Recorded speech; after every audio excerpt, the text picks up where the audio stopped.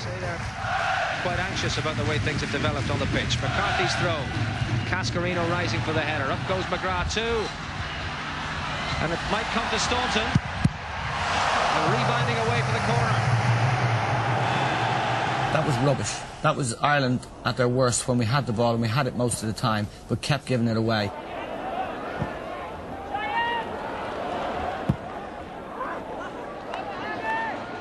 Well, I think a lot of people got it wrong. And it's amazing what you can say on television. What you actually say and what people think you say is two different things altogether. What Eamon actually said at half-time was that he was ashamed for Irish football in the way that we played against Egypt. And people then, I saw it in the paper afterwards, that Eamon Dunphy said he was ashamed to be Irish. Ibrahim Hassan. We should be playing football the way these lads can play football. We have the option of having Ronnie Whelan, Liam Brady and David O'Leary on that pitch. And that would be 8-0. Now, we're not trying to play. It's rubbish. Anyone who sends a team out to play like that should be ashamed of themselves. Has been gained by the Irish, but what it means is that the table stays exactly as it was at the very start of the tournament. Do you feel that the level of criticism of the performance has... Don't tell me about criticism, because I haven't read any of it yet. The only criticism I've heard from is what you say. As far as I know, I've never read any of it. I haven't heard any of it. We've had a report back that Eamon Dunphy on the television was about as much relevance to us as a fly on the windowsill. In Giles, he wasn't very pleased. You know, that's the criticism we've heard. You don't want to go to the great festival of world football and play like that. It's wrong. And here we were doing it. We'd waited our life to get to World Cup finals. Was this what we were waiting for? I got shanghaied upstairs to a press conference, which is when we had the big confrontation with a little guy that writes for a newspaper in Dublin. And a guy that I had said that I wouldn't deal with him anymore after he wrote a scurrilous article and gave us all papers on the plane coming back from the European Championships in Germany. And I actually acknowledged him. For the first time in 2 or 3 years, I acknowledged him. And hell broke loose. He's a credited journalist. He should be able to ask questions. I said, well, you make your mind up. It's either your press conference or mine. If it's my press conference, I don't want to talk. If it's your press conference, I don't want to answer questions.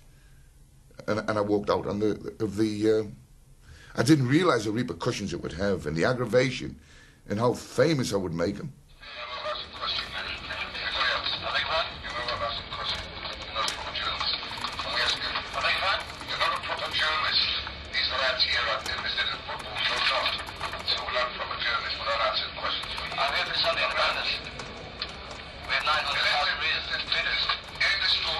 I said that the style of play didn't reflect the qualities of the players in the side, and that it was embarrassing and shameful that an Irish team with players like Ronnie Whelan and David O'Leary and Paul McGrath should be playing in this style, and that finally against Egypt it was revealed to be bankrupt. I've been one of his biggest supporters. You have?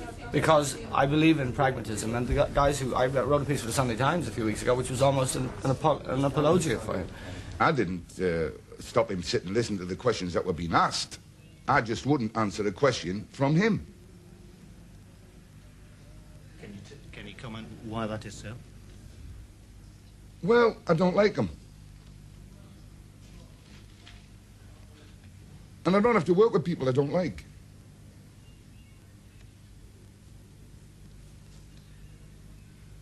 I think he's a bitter little man. I've been a journalist for 12 years. I've written a best-selling book. New York Times best-selling book. It's a manager's job, I think, to answer questions, and no matter which way they come or whether you don't like them or not, it's, you know, you've got to try and do it the best as possible, you know. And he's always had a great relationship with a lot of the media here, you know. But now and then, you know, you've got to answer the awkward questions. And I think in many ways he's a person that he doesn't like criticism. I don't think many people do, but I don't think he handles that very well. I was actually enjoying myself up until you were mentioning that, you know. His criticisms, I think he does it... he obviously does it to be controversial. The Egyptian match is funny, actually, because it came out one of the best lines ever, because apparently he said he was ashamed to be Irish, so... I said, well, if there's any consolation, we're ashamed he's Irish as well. This was a great national celebration. The people who were happily enjoying that in, you know, street parties and that. They didn't want to hear the bad news. They only wanted to hear the good news.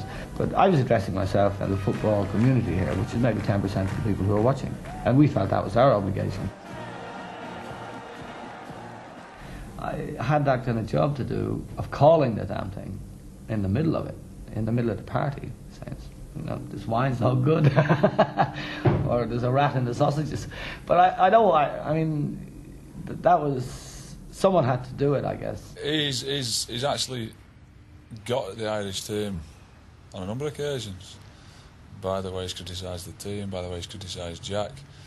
But I would say it's never ever affected the performance of the team, and usually they've gone on and played better because of it.